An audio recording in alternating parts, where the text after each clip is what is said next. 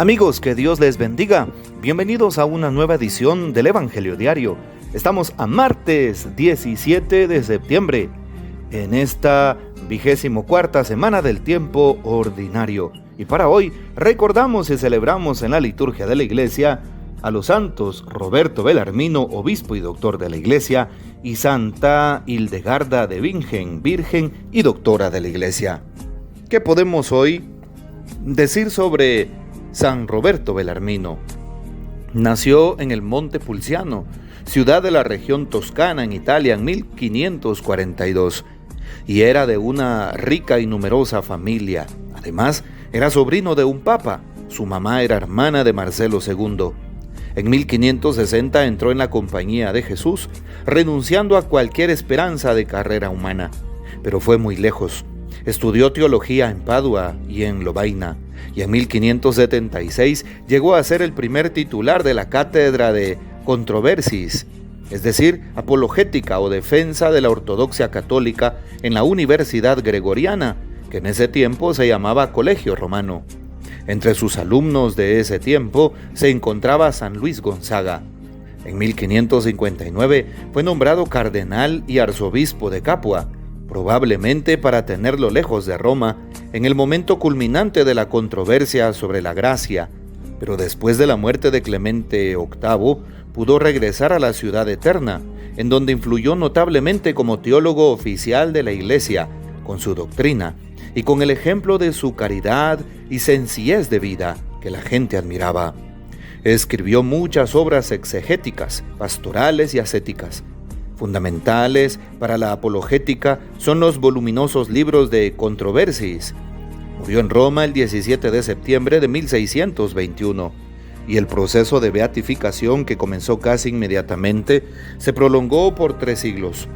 Después, en un solo año, en el 1930, obtuvo del Papa Pío XI la triple glorificación de beato, santo y doctor de la Iglesia. Llevados instintivamente a admirar al polemista en las hábiles lides de la palabra y de los escritos, pero no a amarlo porque nos lo representamos como un hombre de inteligencia superior, descubrimos con maravilla lados humanísticos del docto jesuita.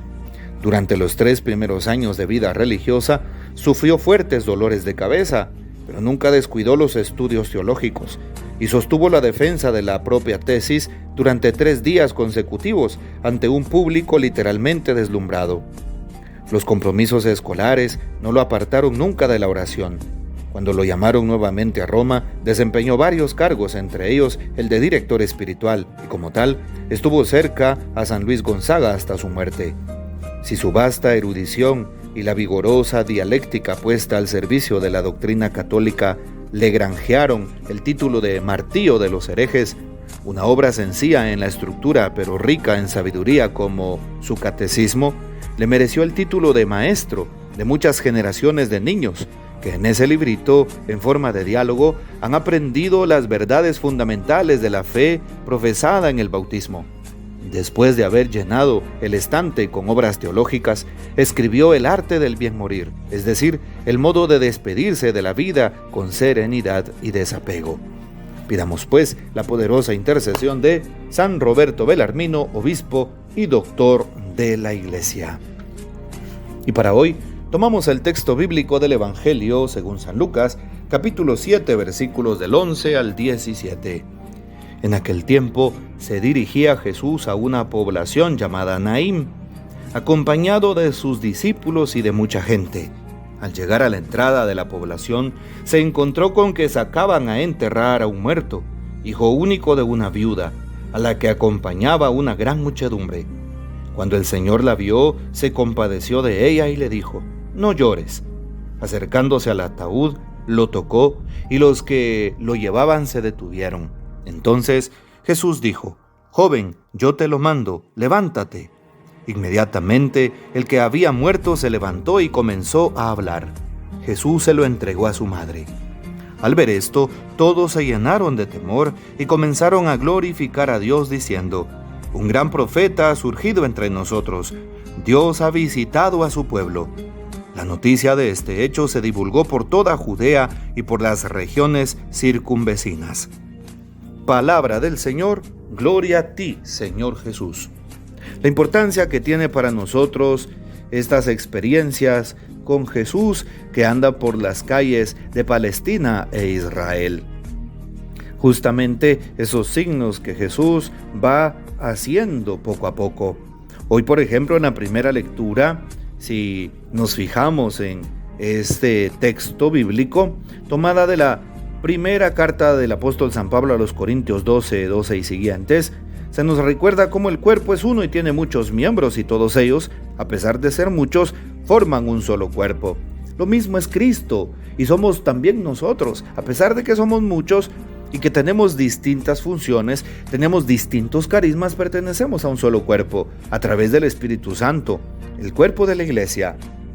Por eso, cuán importante es aprender a darle gracias a Dios, porque somos diferentes y formamos un solo cuerpo. Darle gracias a Dios porque a través de nuestros distintos dones y carismas que ponemos en común a través de la comunidad, Dios se vale. ¿Qué debemos entonces dar gracias? Gracias al Señor por su misericordia. Gracias por todo lo que nos permite. Por eso la importancia de darnos cuenta de cómo Dios nos sigue acompañando y sigue mostrándose misericordioso con su iglesia y con su pueblo. También hoy nos encontramos con que Jesús va a Naín y acompañado de sus discípulos. Llega a la entrada del pueblo y va a un entierro. Nada más y nada menos que una madre va con el corazón partido, ya que se encuentra en el sepelio de su hijo. Se dirigen al cementerio. Vean qué interesante. Jesús se encuentra con este hecho. Se encuentra con esta procesión que se dirige precisamente al Camposanto. El Señor la vio y dice el texto, se compadeció de ella y le dijo, no llores. Se acerca, toca el ataúd y el joven se levanta cuando Jesús lo invoca. Joven, te lo mando, levántate. Como lo dice Jesús con aquella niña, la hija de Jairo, el jefe de la sinagoga. Talita Kumi, que significa, óyeme niña, a ti te lo digo, levántate. Lo mismo con este joven. Se levantó y comenzó a hablar. Claro, el hecho que marca esta escena es justamente la resurrección de aquel joven. La madre recupera a su hijo. Y claro, nosotros alabamos ese hecho tan portentoso de Jesús. ¿Quién puede, sino solamente Dios, hacer eso en la vida de una persona? Recuperarlo de la muerte, solo Jesús lo puede hacer porque Él la ha vencido. Pero un dato muy curioso, en el tiempo de Jesús, cuando una mujer se quedaba sola, dice aquí que era viuda, por lo tanto ya no tenía esposo, el esposo había muerto. Iba a enterrar, dice hoy, a su único hijo, ¿sí? Su único hijo. Sabemos que en el tiempo de Jesús, entre los judíos, que había mucho patriarcado, una mujer que estaba sola, pues era excluida, rechazada y casi obligada a la indigencia. De tal manera que era la suerte que le esperaba a aquella mujer de Naín.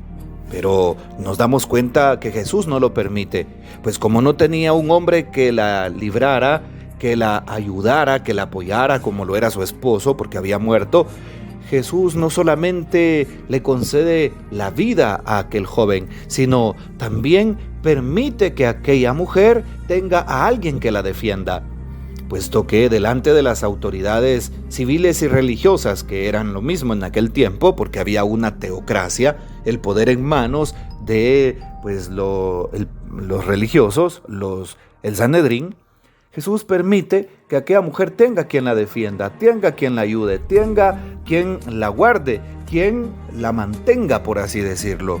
Así es. Y por eso, qué importante lo que hace Jesús. La noticia se divulga por toda Judea, por Galilea, por Jerusalén y las regiones circunvecinas. Jesús obra grandemente. Jesús le devuelve a aquella mujer su dignidad y también le devuelve a su hijo. Hoy Jesús sigue regalándonos nuestra dignidad. Cuando pecamos, ¿qué es lo que hace Jesús? Nos resucita y a la vez nos devuelve nuestra dignidad de cristianos que habíamos perdido. La gracia perdida y extraviada con el pecado, Jesús la devuelve en una sola confesión. Cuando el sacerdote te impone las manos, hace la oración de liberación, ¿sí? Y te absuelve de tus pecados. ¿Cuál es la oración? Dios Padre misericordioso, que reconcilió consigo al mundo, ¿sí? Y derramó el Espíritu Santo para la remisión de los pecados, te conceda, por el ministerio de la Iglesia, el perdón y la paz. Y yo te absuelvo de todos tus pecados, en el nombre del Padre, del Hijo y del Espíritu Santo. Amén. Esa es la fórmula que los sacerdotes utilizamos en el momento de la absolución sacramental dentro de la confesión.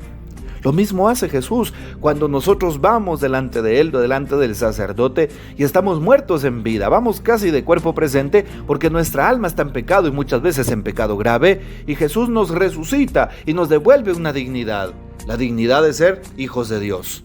Así es. Por eso hoy Jesús nos invita a que tratemos con la misma dignidad al prójimo.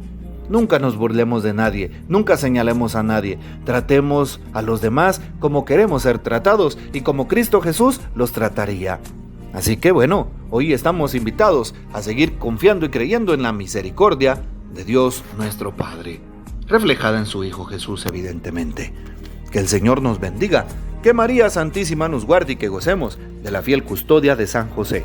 Y la bendición de Dios Todopoderoso, Padre, Hijo y Espíritu Santo, descienda sobre ustedes y permanezca para siempre.